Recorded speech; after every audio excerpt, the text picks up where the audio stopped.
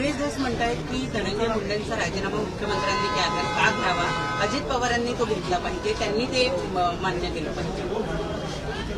सुरेश धसला काय वाटतंय त्याला मला काही त्याच्याशी घेणं देणं नाही. मी या सरकारमध्ये भाजपच्या बरोबर भाजपच्या वरिष्ठ नेत्यांशी मी चर्चा करत असतो.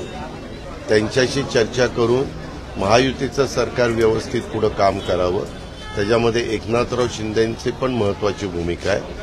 त्याच्यावर आम्ही निर्णय घेताना आम्ही प्रमुख लोक बसतो आणि निर्णय घेत असतो. असं वेगवेगळ्या पक्षातले खालचे कार्यकर्ते बोलायला लागले तर त्याला काही अंतच राहणार नाही. नेते मंडळी नाही, खालचे कार्यकर्ते, नेते मंडळींशी मी संपर्कात आहे.